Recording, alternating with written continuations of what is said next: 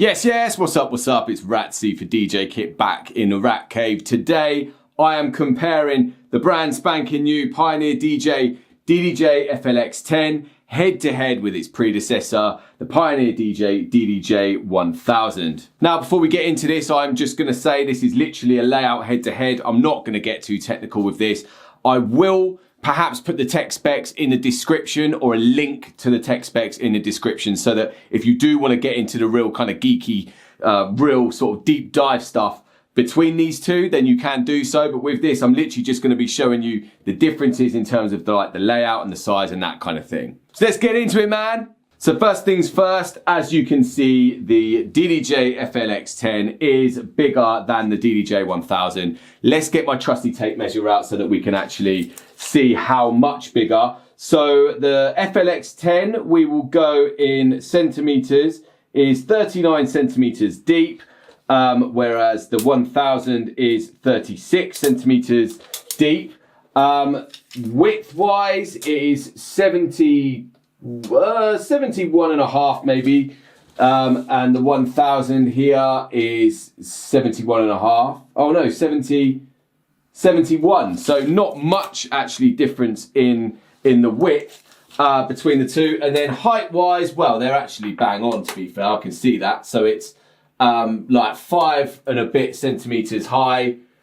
And yeah, 5 and a bit centimeters high. Like obviously you guys can't see that very well, but you know, they are the same height there. So yeah, the FLX10, slightly bigger than the 1000. And that is, of course, to make way for the extra features on this FLX10. The extra features, of course, being the part separation and the part manipulation, aka Record Box's answer to stems. So if you want to know the proper ins and outs on that, the link to my FLX10 full review video will be in the description of this one, where I tell you all about how that works. Obviously, if you're watching this way into the future, I'm sure that you will already know how that works. So yeah, the FLX10, slightly bigger than the DDJ-1000, and that is to make room for these part buttons up here. And also, you've got the Q loop up here, which has got dedicated buttons, which on the 1000 was a secondary option down here. But anyway, what I'm going to do, I'm going to start at the top and I'm going to move my way down comparing the two.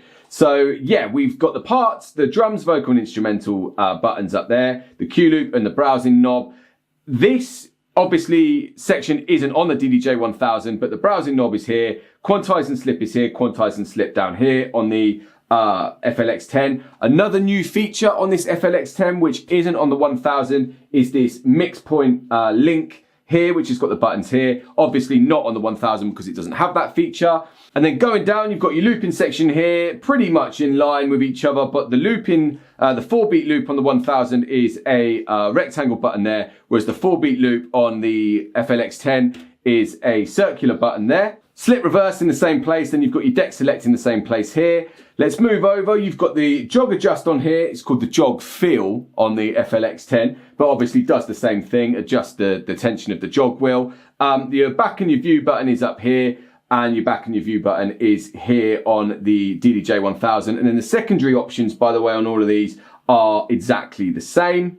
So let's talk about the jogs now. Now the jog wheels are exactly the same size. They feel pretty much exactly the same, like the DDJ-1000 kind of era. But the design, like the nudge design around the outside of the jogs is slightly different between these two. So the DDJ-1000 has actually got the CDJ style indents around the outside of it, whereas this new FLX10 has got, funnily enough, the FLX style indents around the outside, which we first saw on the FLX6, then we saw it on the FLX4, and now obviously brought forward onto the FLX10. So both controllers have got the in-jog displays, but the FLX10 does a lot more than the DDJ-1000 does.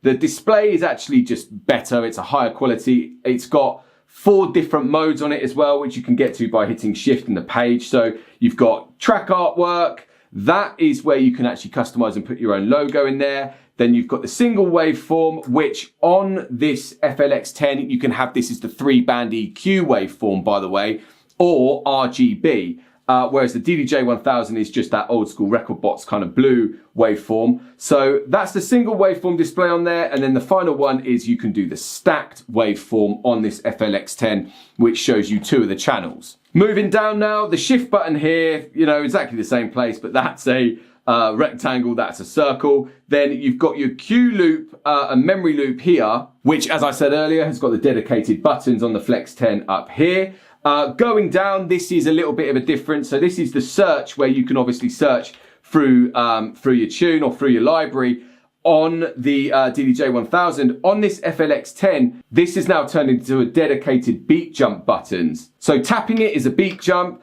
shift and tap is a bigger beat jump, and then holding it actually does double up as the search button as well. Moving down, the Q and the play buttons, exactly the same, CDJ style. So now let's look at the performance pads and the pad modes. So 8 performance pads each side, of course RGB in color, but the FLX10 has got a slightly different design in the pads, where we saw this on the XZ.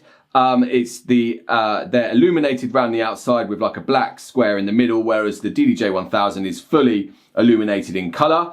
In terms of pad modes, they're pretty much exactly the same. You've got hot Q, pad effects 1, beat jump, sampler, and then the secondary pad modes where you hold shift, a keyboard, pad effects 2, beat loop, and key shift. So exactly the same pad modes.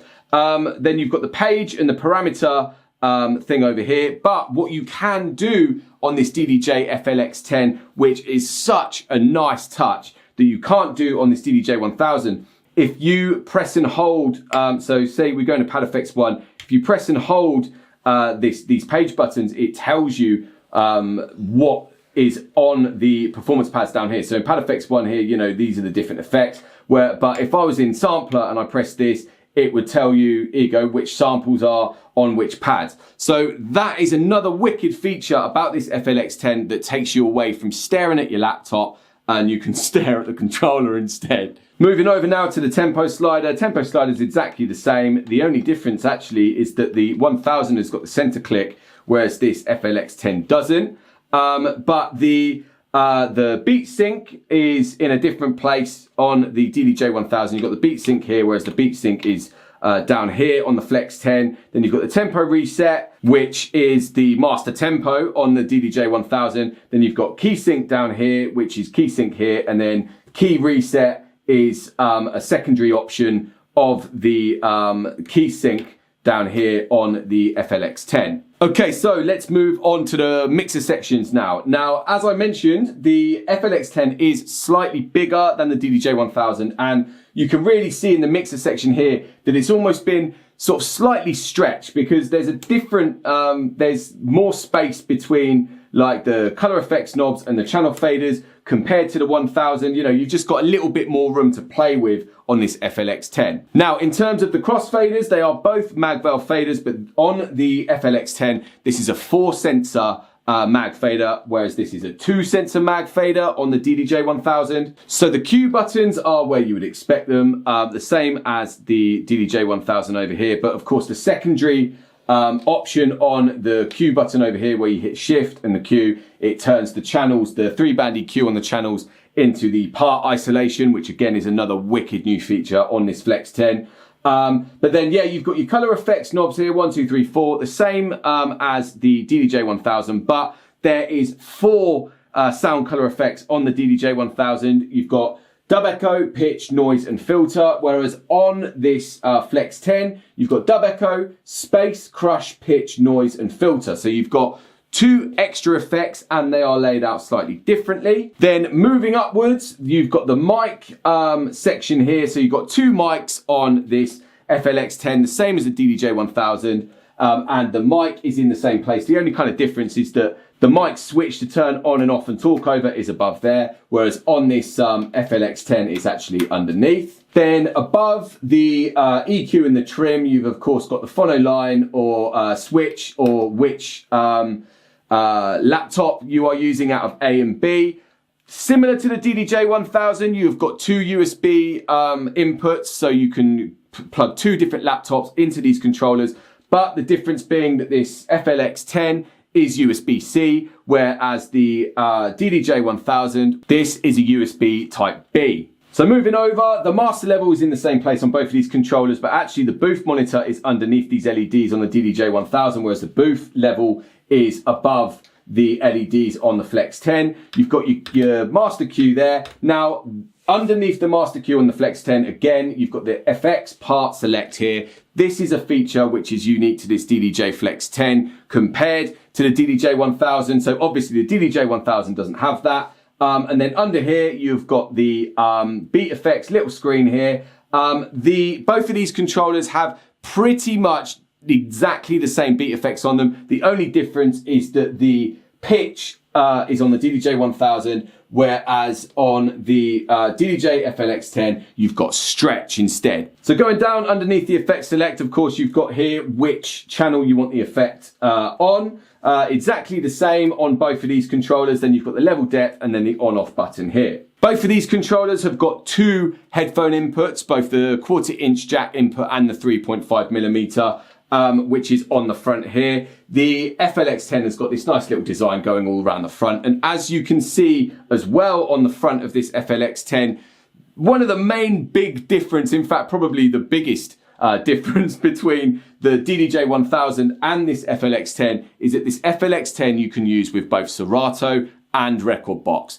Whereas the DDJ-1000, this is the Rekordbox version. Obviously, Pioneer DJ brought out the DDJ-1000 SRT, which was the one that you use with Serato. You've got dual compatibility on this FLX10 now. You know, we've seen this across all of the rest of the FLX range, the 4, the 6. You can use them with both Rekordbox and Serato. So finally, the ins and outs on the back now. Both of these controllers have got exactly the same ins and outs. The only difference is the USB inputs that I mentioned earlier. So you've got USB-Cs on the Flex 10 compared to USB Type Bs on the DDJ-1000. But something that this FLX10 has got, which of course the DDJ-1000 doesn't, is the DMX out. And now this is a big feature on this brand new FLX10. It means that you can use this controller with Rekordbox lighting without having to have that RB-DMX1 box. Okay, so that's pretty much it, guys. So let me know in the comments of this one, which one of these controllers is for you. I mean, to be honest, this is a bit of a no-brainer for me, really. I think it's such a good upgrade. This FLX10 is such a good upgrade from the DDJ-1000. It's obviously taken its place in the Pioneer DJ family. And the new additions on this, you know, the sort of the stems and the active parts and the performance, how you can use these in sort of mashups while you're DJing on this FLX10, it's a no-brainer for me. Like, I would pick this FLX10 over the 1000 any day of the week, which is funny because this 1000 is actually mine. So I'm going to hopefully upgrade to this FLX10. But guys, let me know in the comments which one, or, you know, how long you've had your DDJ-1000 for. Are you ready to get rid of it and replace it with this FLX10? As always, remember to like the video, subscribe to the DJKit YouTube channel, and send it to anyone who you think might find it interesting. And until next time, you take care out there. Peace.